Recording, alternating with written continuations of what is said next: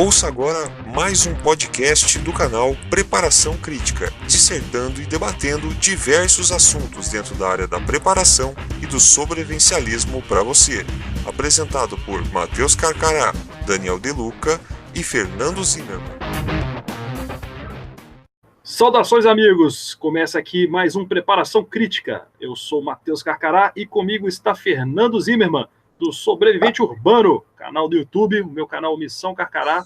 Nós estamos coligados para discutir aqui assuntos que interessam a todos. O nosso assunto hoje é muito importante, é a questão de refúgios. Aqueles lugares onde, numa situação de crise, você vai buscar uma proteção, vai buscar um descanso, vai buscar um ponto de observação para que essa situação já caótica possa ser melhor trabalhada por você, pelo seu grupo, pela sua família, muitas vezes. A gente teve agora um episódio muito triste de um edifício público lá em São Paulo, que foi invadido por várias pessoas que buscaram refúgio urbano ali, né? Eram pessoas que não tinham teto, estrangeiros que moravam ali no centro da maior cidade da América Latina e que, por algum motivo ali, questão de vizinhança, talvez, a gente não tem ainda muito certo o que aconteceu, sabe-se que houve um incêndio, as pessoas ali produziam alimentos e tudo mais de formas inseguras, né, até porque era uma habitação precarizada, o edifício não foi feito para ser habitado, ele era uma repartição pública, né, e acabou ruindo, matando, ainda não se tem o número exato de vítimas, né, mas muitas vítimas ocorreram, e a gente discute então esse caso. Se você precisa de um refúgio, quais as características devem ser observadas, quais as precauções devem ser tomadas, quais as atitudes que você, na sua corrida pela sobrevivência, deve procurar, né, priorizar e observar. Bom, e aí, vamos conversar então sobre isso agora. Fernando, a priori, Olá a todos. Olá a todos, bem-vindos aí a mais um podcast do Preparação Crítica. E o que a gente pode tirar até de base desse assunto de hoje, que até nos interessou a trazer esse assunto para vocês, é que essa questão, né, essa questão que aconteceu naquele prédio, em que, né, ficar em chamas, era uma habitação, era uma invasão, na verdade, de um prédio em que já tinha suas estruturas praticamente condenadas, até por isso que o prédio estava vazio e acabou sendo invadido. Mas a gente consegue tirar uma base disso também para situações de crise e até mesmo evasão numa questão de sobrevivência, já que a gente sabe que na hora de procurar um abrigo, muitas pessoas não têm um abrigo definido, um abrigo secundário, ou mesmo durante, né, um translado numa situação de crise, de risco ou catastrófica, a pessoa muitas vezes vai ter que procurar um abrigo improvisado, né? E a ideia é ter por base quais pontos seriam analisáveis na hora de você procurar um abrigo improvisado, né? E até mesmo os riscos que a má escolha de um abrigo pode trazer para você. Esse caso de São Paulo, como eu falei, é uma coisa que nos abre os olhos para essa situação, já que uma estrutura condenada, né, entrou em chamas e, na verdade, o prédio virou uma tocha gigante em questão de minutos. Uma armadilha, né? Uma armadilha. Em questão de pouco tempo, o prédio, um prédio talvez em condições normais, estruturais, não teria se incendiado tão rapidamente como aconteceu com aquele. E nessa questão de a gente procurar um abrigo numa situação de risco, uma situação catastrófica, a intenção é que a gente não faça, não entre no nosso próprio túmulo, digamos assim, né? Faça o nosso próprio túmulo, ou mesmo crie uma grande armadilha enquanto a gente está buscando por segurança, né? Que na verdade a ideia é você busca por segurança e não criar uma armadilha para sua vida ou para aqueles que estiverem junto com você. Eu acredito que é muito óbvio a situação de, durante uma catástrofe, você buscar um abrigo que não é um abrigo pré-planejado. Eu acho que em 90% dos casos, num translado, a chance desse translado dar errado, que é quando a gente fala em planos de evasão, geralmente, e todo mundo fala, eu tenho um abrigo secundário, eu tenho para onde ir. Sim, a gente tem planos, eu também tenho, acredito, o Matheus aqui também tem alguma base, nem que seja, não seja né, não vamos falar de bunker, vamos ter o pé no chão, é a casa de um parente, é um lugar mais retirado, mas para chegar nesse lugar, talvez dependendo do nível do problema, você não consiga fazer esse translado a tempo, e você tem que ficar lá no meio do caminho, e nesse meio do caminho vai buscar um abrigo. E é nessa hora que fica complicado de pensar, né, Matheus, onde que eu vou? O que é seguro para mim, né? O que eu tenho que analisar nessa situação? Quais os riscos que eu posso tentar evitar, dependendo da situação? Até dependendo, porque existem N situações que podem ocorrer.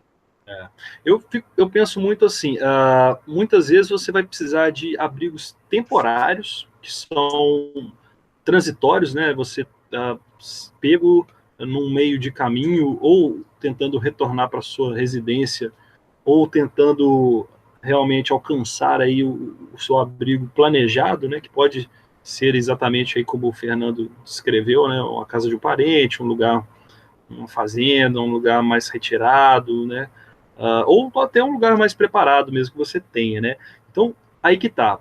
Eu acho importante a pessoa ter alguns preceitos, alguns métodos de observação e de conhecimento dessas estruturas que podem aparecer no caminho e servir de um abrigo transitório temporário, né? Por exemplo, a área onde ele se encontra, né, é a primeira coisa que você vai observar. É uma área de caminho, porque ao mesmo tempo que você encontra, outros podem encontrar, né? Uma avaliação do ambiente, né? Uhum. Tem que ter uma avaliação do ambiente e da situação. Uhum. Como você falou, a pessoa está fazendo um translado. Aí eu vou ter que me abrigar no meio desse trajeto, eu vou ter que me abrigar, porque até pode não ser seguro prosseguir. Né? Pode não ser seguro prosseguir e eu posso acabar, não, é melhor eu ficar por aqui para depois seguir adiante. Só que eu tenho que ter uma visão plena de tudo que está à minha volta, até porque, como o Matheus falou, o que pode ser um achado para mim pode ser um achado para muitos outros. Até quando a gente olha numa questão, até eu penso assim, a minha visão é sempre uma questão muito urbana, né? Porque eu não deduzo que pessoas, é igual a história do fugir pro mato, né, Matheus, que nós já falamos várias, ninguém vai sair correndo, tá, para áreas fechadas nessa situação. Você vai estar dentro do perímetro urbano e é só você tirar por base. Vamos pensar assim, por exemplo, um morador de rua, né, que mora na rua, que está constantemente procurando, às vezes, um abrigo para pernoitar já reparei muitas vezes que essas pessoas são quase invisíveis, muitas vezes. Porque eles pernoitam no lugar e antes mesmo de raiar o dia, eles já estão raspando fora, né? Então, eles invertem também, né? Muitas vezes não é um lugar para passar a noite, é para passar um dia. Aí durante a noite ele faz o deslocamento, as atividades dele. Né? Exatamente. Na verdade, tem uns, né? Eu acredito que essas pessoas são até meio mestres nisso, porque, como eu falei, são quase invisíveis, tá? Uhum.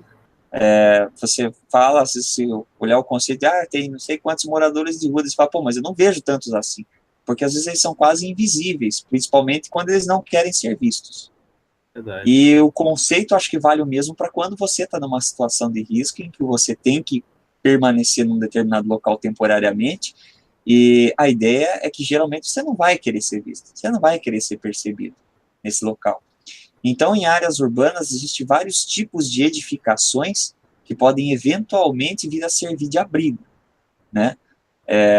O hall de um prédio, né? A entrada de um prédio, uma marquise, um vão, às vezes, você tem vários, só que essas condições, você tem que avaliar o que está à sua volta, até porque você não tem que só perguntar, como geralmente o pensamento que eu teria, que é permanecer off, invisível. Porque eu não sei. Ou ter uma posição privilegiada de antecipação, né? Você vê quem vem, mas quem vem não te vê imediatamente, né? Alguma coisa assim. Também, uma posição em que você vamos dizer assim, igual eu falava na época da escola, né, a posição em que você fica com a bunda na parede, né, você tem uma visão panorâmica e você não corre o risco por trás. Pra trás ninguém pega. Atrás ninguém pega, entendeu? Eu acho Então, assim, uma avaliação constante. Eu vou procurar um abrigo, o que eu tenho que analisar? Primeiro é avaliar o local. Isso eu tenho que avaliar a situação e o local. Então, eu vou procurar um abrigo, eu tenho que estar considerando o que está acontecendo com relação a se esse abrigo momentâneo, digamos assim, está de acordo com a situação, em termos de segurança, em termos de estar em off, de não estar visível, ou estar com uma visão privilegiada do que está acontecendo. Vamos colocar aqui algumas observações, por exemplo, para quem não quer ser visto, encontrado ou descoberto, digamos assim, né? Quer passar uma noite, né, e depois simplesmente, ou passar um dia e simplesmente depois manter seu caminho, né? Não quer ali ser visto por uma série de fatores que podem ocorrer, né? Às vezes até por desconfiança, não havendo um perigo mesmo, mas não quer se expor a nada. Eu acho assim, primeira coisa, esse local ele está no meio de um caminho que mais pessoas vão tomar. Segundo, é muito importante quando você vai ficar num lugar, claro, saber se ele é um abrigo mesmo, né? Se ele vai te proteger de chuva, de frio, né? De invasão de formiga. Né? Se ele vai te dar condições de permanecer. Ser abrigo, né? Te abrigar. Abrigo. Outra coisa, dá uma avaliada no lugar. Você chega em lugares que você vê mato crescido, né? Lixo e tal, aí você observa, você fala, não, aqui muito tempo que não vem ninguém. Agora, se você vê um lugar que o mato está amassado, tem pichação novinha ali que não pegou nem poeira ainda, é um lugar que é frequentado, né? Então é um perigo. Tem que sentir cheiro de urina forte, fezes, né? Muito marcante. Isso tudo demonstra que há alguma frequência de pessoas que você não controla nesse espaço. Logo, já é uma situação temerária, digamos assim, né? Para quem não quer ser visto, encontrado, descoberto por ninguém. O que mais que serve analisar, esse é um ponto importante, né? Como falei, essa visão panorâmica da situação e do local onde você está, e considerando esses pontos, você quer evitar locais com presença de pessoas recentes, né? Presença recente ali de pessoas. E até esses pontos que você falou é muito comum mesmo em área urbana, né? Em que você nota lixo que dá para perceber que é recente. O lixo dá para perceber que é recente. Fogueira. Se você pegar uma embalagem de um produto que ficou muito tempo exposto ao tempo, largado, ela vai desbotar, ela vai... Se você vê uma embalagem fresquinha, porque alguém passou e jogou. Então, quer dizer, existe trânsito, cheiro, né? Até como o Matheus falou, urina. Geralmente, lugar que você sente cheiro de urina, é lugar que costuma parar vagabundo. Exatamente. Entendeu? Costuma ser hotel de vagabundo, que a gente fala, né? Que fica lá em maioria. Abrigo do vagabundo. Certo? Então, você está lá, a chance de você dar de cara, porque a tendência é que num lugar desse, se ele já tem o costume de abrigar pessoas numa situação normal, numa situação de risco, a pessoa vai naquele lugar. A pessoa que estava naquele lugar, ela vai voltar lá. O dono está dentro do mapeamento dele, né? Ali da área dessa pessoa. E o ideal seria evitar. Então, você reconhecer a presença humana à tua volta. Aí, ou evitar ou antecipar também. Ou antecipar. Ele não te espera lá, você agora espera ele lá. Exatamente. Você tem essa noção de que você pode, no mínimo, né? Se você não tem outro recurso, que você tenha noção, ou que você está até mesmo esperando a presença de alguém a mais. E numa situação de crise em que você tem pessoas desesperadas, principalmente quando a gente fala em pessoas de rua, você pode ter um contato hostil com essa pessoa. E pode gerar até um conflito físico e coisas piores. Então você tem que estar preparado. Mesmo que nenhum dos dois, às vezes, queira realmente um conflito, a situação, por si só, né, de você ter que procurar um abrigo é porque as coisas não estão muito boas, muito confiáveis. E a desconfiança mútua, que muitas vezes pode ocorrer, pode acabar culminando escaramuça aí num entreveiro não programado, não desejado, mas rolando escalar, uma contenda, né, ali pelo calor do momento, né? Calor do momento, exatamente. Pelo calor do momento. E isso aí pode ser prejudicial, fatal, até porque existe combate, alguém, ou os dois, e principalmente alguém vai sair com mais danos dali. Então, na verdade, mínimo, né? Se você sair ferido, você pode morrer depois até. Também. Aliás, um dos pontos fortes da sobrevivência é sempre evitar o combate. Sempre evitar o combate. Sempre evitar o combate. Você quer sobreviver. Quem quer sobreviver, evita o combate, porque quando você entra em combate, você está pondo em risco a tua sobrevivência. Então, o combate é sempre o último recurso, né? É sempre a última saída, nesse caso. Eu diria que um dos pontos que, pelo menos eu penso nessa questão, já que nós temos por base, que nós temos determinados... Às vezes a pessoa pode pensar, pô, mas em área urbana, por exemplo, que seria onde estão a maioria das pessoas. Não tem como, não tem lugares em que eu não tenha trânsito de pessoas. Por incrível que pareça, tem. Tem sim. Pode ser um pequeno metro quadrado, mas você tem lugar que geralmente não tem a presença constante de ninguém. Eu pensaria sempre, nesse sentido, eu pensaria nos lugares menos óbvios possíveis, tá? Eu analisaria, assim, até mesmo nesse sentido. Por exemplo, olhar um beco em que você chega e nota que existe aqueles becos tradicionais em que você tem laterais de prédio, né? Que às vezes até você tem restolho de materiais, você tem lixo. Aquilo ali é um tradicional, como né, já mencionei, abrigo, às vezes abrigo de vagabundo, não querendo dizer que toda pessoa que está na rua seja pessoa de má índole, às vezes não é, né, por condição social. Mas o tradicional abrigo de vagabundo que fala. Então, por mais que parecesse brilhante o local para mim permanecer, eu tentaria evitá-lo. Porque até no paradigma que a gente tem na cabeça de que todo mundo tem, aquilo seria um abrigo ideal. Então, eu tentaria evitar o corriqueiro. Tá? Então, eu preferia pegar e, sei lá, tem determinados prédios, por exemplo, que eles são abaixo da linha do asfalto, né? Então, eles têm, às vezes, aquelas muretas em volta dos prédios em que é mais fundo. Então, ou seja, ali você está ali, ninguém te vê. Você está escondidinho ali. E, geralmente, são lugares que tem pouco círculo de pessoas. Pelo menos aqui na minha região tem prédios assim, por isso que eu estou citando esses. E não é o tipo de abrigo que pessoas de rua buscam para ficar. Então, eu procuraria o menos óbvio. Até lugares que, na verdade, se você parasse para olhar, porra, não daria para ficar. Que ninguém imaginaria que alguém poderia ficar, possa ser um lugar ideal. Ao contrário da sobrevivência, né? Ao contrário, exatamente. Ao contrário da sobrevivência. Talvez seria o menos... Uma drenagem. Entendeu?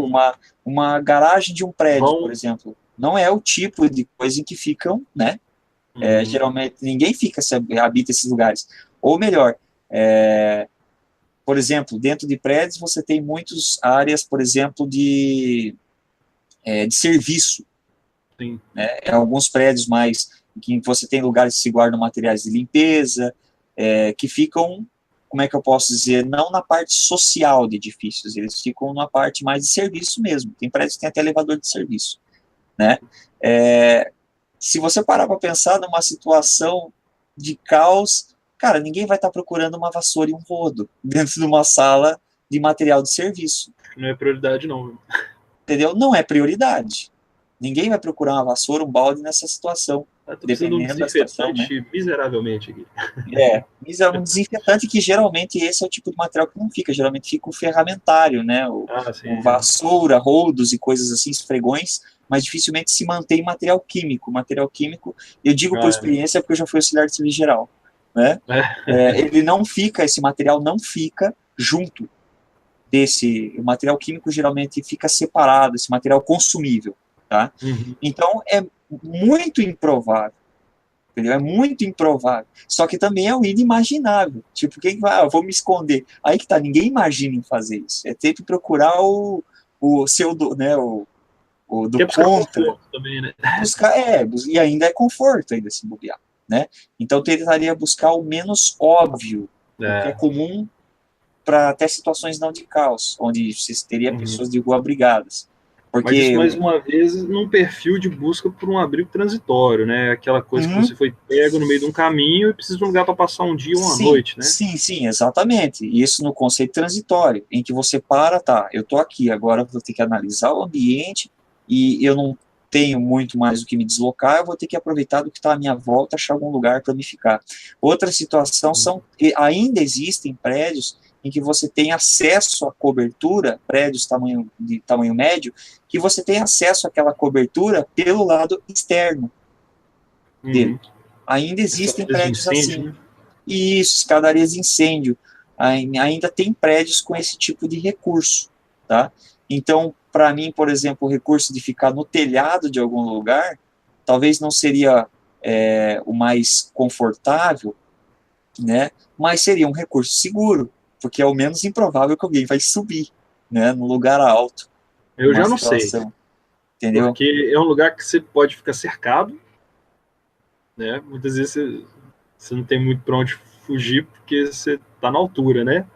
E se o fogo vier, o fogo vai para cima também. Não, mas você tem uma visão plena, né? E tem prédios que você tem, dependendo da região, que é um colado no outro. Né? Não, eu entendi, mas ponderando aqui... tem que ser bem analisado, né? Tem que ser bem analisado. Faces. Mas, com certeza você vai ter uma visão melhor do que se você estiver no subterrâneo, onde você também estará encurralado, meu amigo. Pra você ter uma ideia, aqui onde eu moro, vamos supor, aqui onde eu moro, eu consigo atravessar a quadra inteira só por cima de telhados. Todo mundo muito pertinho dos vizinhos. Todo mundo muito perto. Eu consigo atravessar a quadra inteira só por cima de telhado. Eu acesso o primeiro telhado, eu atravesso a quadra inteira, porque é muito colado, tá? E o máximo que eu vou ter que fazer é talvez descer no chão, percorrer 4, 5 metros e vou ter onde subir para estar na altura de novo. Tá? Então, é um exemplo, porque é tudo muito colado. Quanto mais pessoas nós temos, menos espaço nós temos para as construções, o que faz com que elas vão ficando cada vez mais coladas, cada vez, tá? É claro que eu não estou falando de grandes alturas, tá, gente? Estou falando de alturas medianas. Não vou dar um louco de fazer parkour em cima de, né, expondo a vida em risco. A ideia aqui não é pôr em risco, é Homem-Aranha. Tem muitas construções que são tamanho mediano. Eu falo assim de casas de triplex, né? Coisas como triplex, como que são 3 andares, sobrados, casas altas, prédios mais antigos, que são mais baixos, porque ficar também muito na altura, como o Matheus falou, né? Você tem um pró e você tem um contra. Você tem um pró e tem uma visão. Você tem um contra que, se você ficar encurralado, lascou, né? E até, como eu falei, analisar a situação, né? Se você tem uma situação que ficar na altura é um risco, a altura tem que ser descartada como um abrigo momentâneo. Ô, Fernando, eu tenho uma certa experiência com morador de rua. Pela minha profissão, eu já encarei muitas situações. Inclusive, eu já dormi na rua, se você não sabe. Eu já dormi num abrigo que recolhe essas pessoas para mostrar como é que era. E já dormi e fui admitido lá dentro. Encenação que eu estou esperando o meu Oscar da academia até hoje. E já dormi numa praça, passei um frio desgraçado e vi como é que ela é retalhada. Mas eu vou entrar nesses detalhes depois. A coisa que eu queria dizer é que, ainda na questão do abrigo transitório, cara, que impressionante. Eu já vi, olha só, morador de rua que esconde as coisas dele sobre árvores e ninguém vê. Ninguém fica olhando para a árvore no meio da cidade, cara. Todo mundo olha para o prédio, todo mundo olha para a casa, olha até para um poste. Ninguém olha para a árvore. E o cara bota as coisas dele todas ali e se esconde no lugar onde só cabe ele, às vezes. Mas as coisas dele estão reservadas ali, sabe? Então, assim, muitas vezes você não tem que estar junto das suas coisas. Às vezes, se tiver um lugar onde preenche elas e as esconde muito bem, que faça o mesmo por você, você pode recorrer a essa estratégia, né? Esconder as coisas, sim. Esconder, e se você tem menos coisas, se você não está com as coisas para carregar, você pode se enfiar em lugares menos improváveis de entrar alguém. Exatamente. Menos improváveis ainda de entrar alguém, né? É só para passar você, né? Até igual... E se você precisar fugir, você não tem peso, né? Você Sim. pode... Até me fez pensar também em outro fator, né? Outros lugares também que às vezes são meio até... por exemplo, aquelas caixas de água, que geralmente são altas, assim, né? Caixas d'água, aquelas que começam no chão e vão lá em cima. Só que a estrutura dela é feita de manilha. Ela vai até lá em cima, só que a caixa d'água, na verdade, é claro, tá só lá no topo. A manilha é oca na parte de baixo, né? E geralmente tem uma portinha de acesso. Por exemplo, é um lugar em urbano que ninguém vai ficar pensando, às vezes, não, vou me enfiar ali dentro. E é o tipo de lugar que talvez você se enfie e ninguém te ache lá dentro. Ninguém te veja, porque ninguém vai pensar em abrir, que geralmente em muitos lugares são usados para guardar materiais de coisa, como vassoura, coisa lá, como eu falo, são tipos de lugares em que não vai ter ninguém procurando alguma coisa. Verdade. Certo? É o tipo de, até esse lá, igual o Matheus falou, né, menos coisas para carregar. Tem, às vezes, corredorzinho, que você sabe que ninguém habita ali, porque é muito apertado, mas cabe uma pessoa. Né?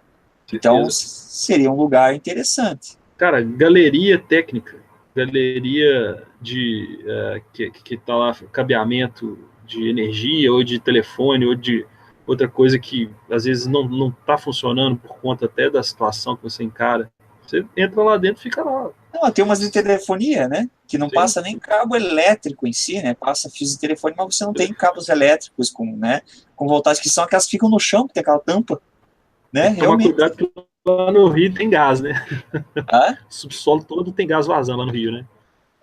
Aí é sujeira. Como eu falei, aí é avaliar a situação do local, né? Mas isso de fato é verdade. Aqui onde eu moro tem uma porção disso, tudo quanto é lugar. Então, você abriu aquela tampa, ela tem um espaço ali que cabe uma pessoa tranquilo. E cabe até com as coisas ainda dentro. Sim, né?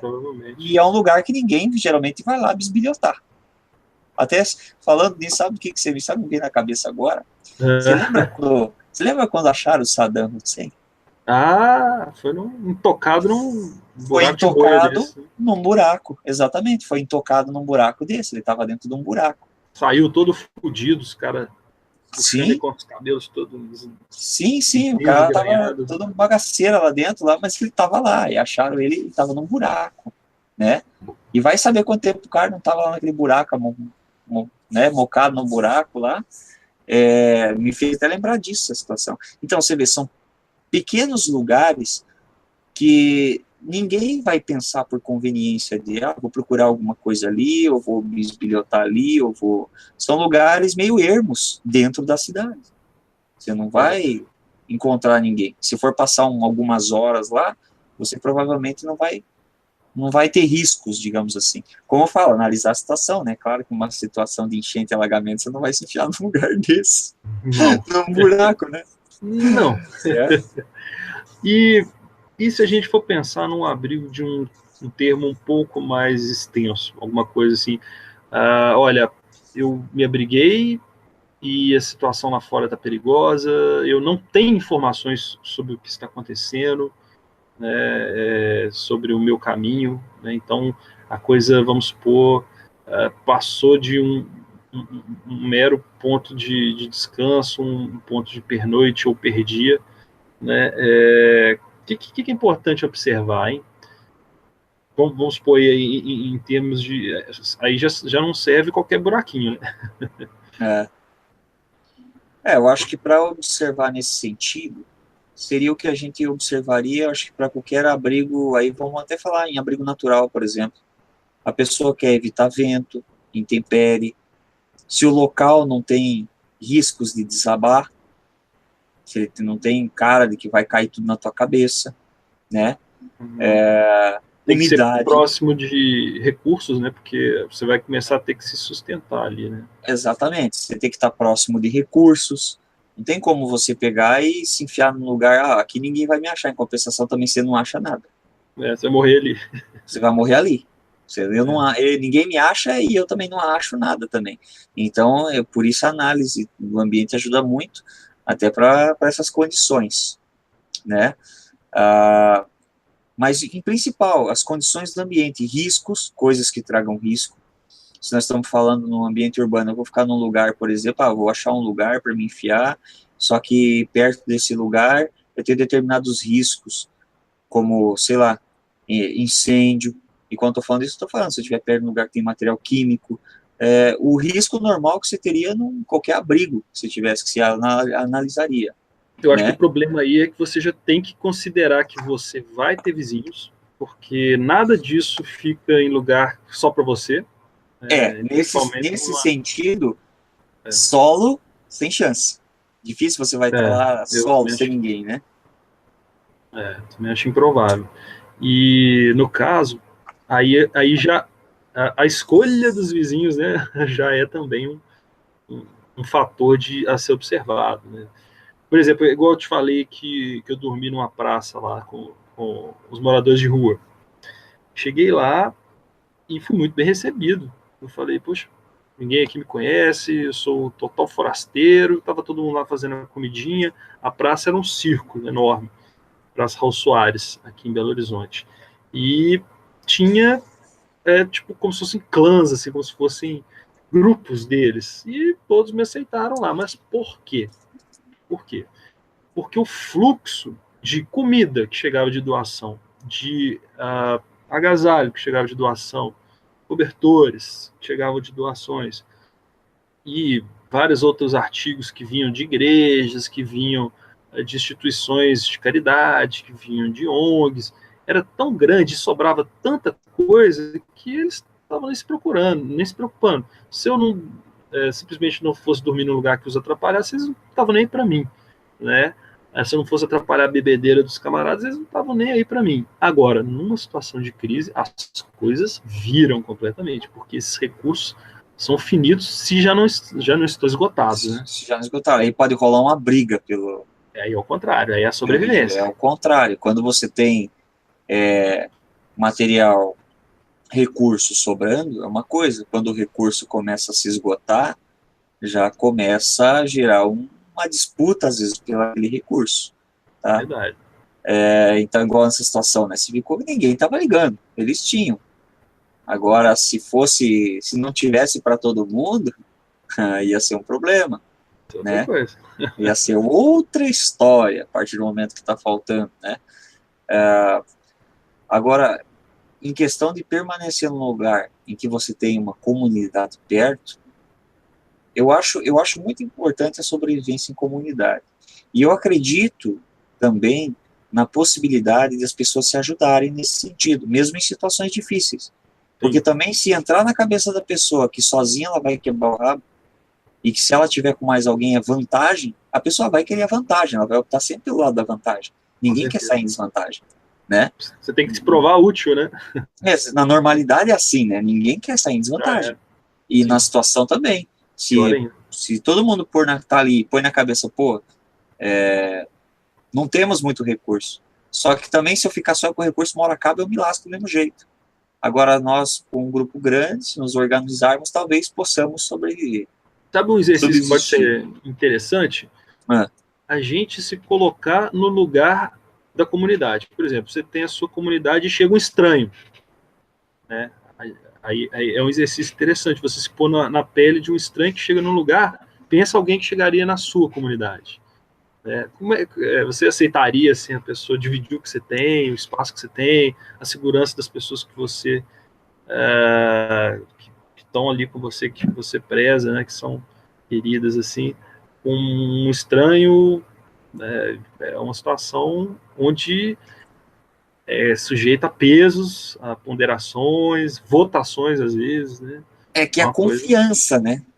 Quando você estabelece, vamos supor, você está num ambiente em que você tem pessoas. Se fosse no caso de sobrevivência, você tem um grupo de pessoas que não se conhecem. Nesse momento de caos, ninguém se conhece. Então, as pessoas acabam se conhecendo ali no momento e todas estão na mesma situação. A partir do momento... estão na mesma situação. Estamos no mesmo barco, né? Vamos criar alianças, né? Exatamente. Então, todo mundo está com consciência de criar aliança porque ninguém se conhece, então está todo mundo se conhecendo. A partir do momento que você tem um grupo que todo mundo se conhece, surge um em que ninguém conhece, fica mais complicado para esse um, né? Com certeza. Porque já existe uma relação, talvez, de confiança entre as pessoas, e por mais que elas também não conheciam umas às outras e estabeleceram uma confiança, existe uma certa resistência em aceitar aquele outro, né, que chegou depois e que não conhece ninguém. A coisa já está funcionando. Eu vou botar em risco uma coisa que está funcionando para uma pessoa que eu nem conheço, né? É um pouco isso, né? Porque ali é o risco de vida, né? Justaposto. Essa é a parte, e talvez eu acho natural até de qualquer ser humano, né? Quando você tem um grupo específico, para você receber alguém que não faz parte desse grupo, fica um pouco mais complicado, né? Talvez até, você pode até tá no meio daquele grupo, mas para dizer que você faz realmente parte dele, é meio complicado. A aceitação será meio complicada, né? Só lembrando que aqui a gente está colocando uma situação muito extrema, que você não tem qualquer controle ou expectativa de quando é que essa crise vai passar, esse problema que você está enfrentando vai passar, né? Sim. Quando é uma coisa que já começa a ter sinais de que o governo ou alguma coisa está tomando providências, essas coisas estão melhorando, aí você até aceita, ajuda as pessoas de vídeo que você tem, né? Sim, é diferente. Para você ver como é que é. Quando a situação é favorável, né, até ajuda se torna favorável ou não. Ajudar ou não se torna favorável ou não. E eu acho que todo mundo, eu acho que até às vezes por mais boa que a pessoa seja, no contexto fraterno de ajudar as pessoas, a partir do momento que se torna não favorável, ou que ajudar alguém se torna um risco para você, vai ser bem difícil assumir esse risco de, né, se analisar, tipo, putz, você vai ficar, no mínimo, eu acredito que quem não rasga muito vai acabar a andar. Mas quem tem, né, uma predisposição a ajudar as pessoas, mesmo assim ficará balançado, ficará... Tem até vontade de ajudar, mas se eu fizer, putz, eu posso, a pessoa começa, quiser mais, mas se, né, um monte de se, né, os desafios dessa situação, você começa a se questionar até seus valores mais profundos, né? Você tinha como certos, mas eles eram certos numa situação em que você tem controle. Numa situação que você não tem controle, seus valores começam a ser questionados, você vira outra pessoa. Quando você está numa zona de conforto, tá tudo legal. Quando você está fora da zona de conforto, você começa a se questionar. É muito fácil ser altruísta quando você tem tudo na sua mão, cara. Exatamente. Você começa a questionar os seus próprios hábitos, seus próprios, né, jeitos e paradigmas que você tem na cabeça, começa a se questionar, porque você já não está mesmo, né? Você já não está mais naquela zona de conforto que era muito fácil, você, tomou uma decisão, aliás, a decisão, né, ou a indecisão pode ser um problema nessa situação. Às vezes a indecisão te mata em segundos. Muita gente às vezes fala comigo assim que acha que o sobrevivencialista, né, o preparador é uma pessoa egoísta.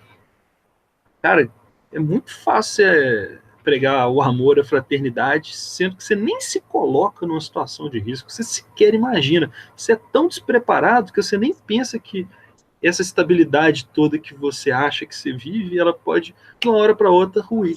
Né? E aí, nesse susto, você já está com a cara no chão, meu amigo. Você nem viu. Nem viu. Ó, até falando nesse termo, né? Muita gente acha que o sobrevivencialista ele é muito egoísta, de fato.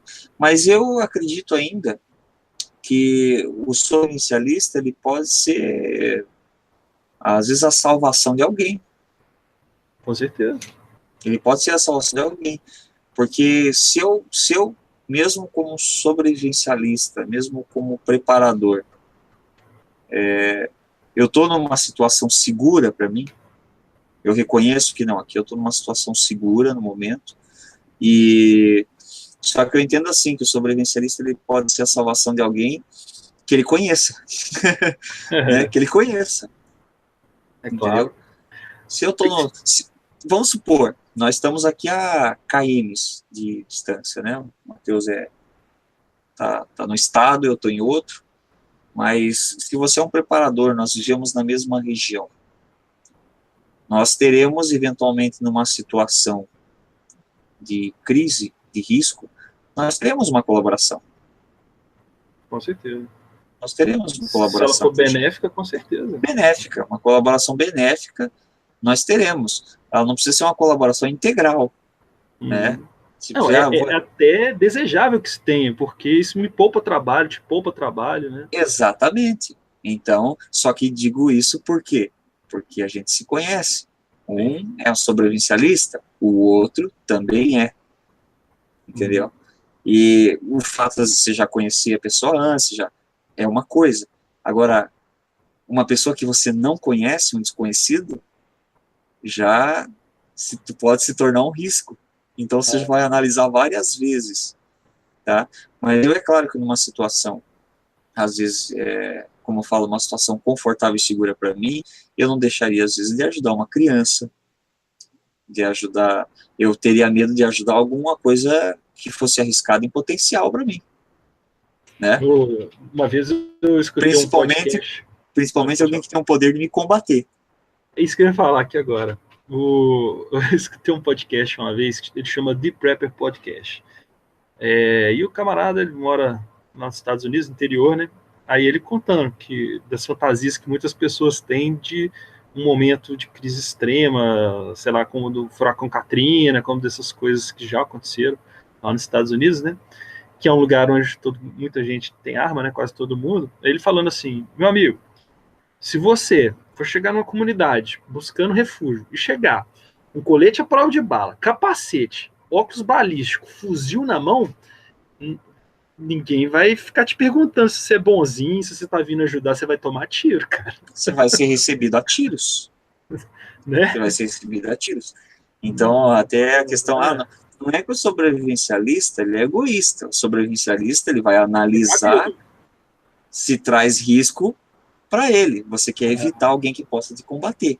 Por isso que eu falei, se você vê uma criança, o teu lado humano provavelmente vai falar mais alto e você vai ajudar, mas ela não traz risco para você. Agora você pega um adulto bem reforçado, aí você vai pensar duas vezes, esse cara pode me combater. Então, não é que seja egoísta, é que sempre vai ser analisado o risco. Tá? O risco. E muitas vezes o risco e o benefício que isso traz. Isso quando eu falo de pessoas desconhecidas, né? Geralmente pessoas conhecidas não vai ser isso. Existe um vínculo, existe um conhecimento. E então fica mais fácil você. Eu acho que depende também do tempo, cara. O tempo que você vai ficar ali com as pessoas que estão ali também muda um pouco a coisa. A coisa começa a deixar de ser tão clara. Porque, por exemplo, num primeiro momento, nós todos temos necessidades. Se a gente não se unir para fazer rapidinho isso daqui, nós vamos morrer. Então, aí todo mundo é proativo, né? Não, vamos fazer, porque senão passa fome e tal. Aí tem um que não tá fazendo, você, bicho, eu vou fazer mesmo ele não fazendo, porque senão quem vai me fuder sou eu. Agora, quando a coisa vai se esticando, aí você já fala, meu amigo, se você não vai fazer as coisas, nós vamos te mandar embora. Né? Agora tem uma eleição, ou então agora não, quem manda sou eu que sou mais forte, né? Então, aí as coisas começam a tomar outras dimensões, né? E querendo ou não é interessante, porque sempre dentro de um grupo, é a coisa mais natural do mundo, que sempre tem pessoas que têm o jeito, e isso vale até para o cotidiano, tá? Tem pessoas que são mais proativas à liderança. Sabe? A gente fala assim que essas pessoas chamam a liderança para si mesmo.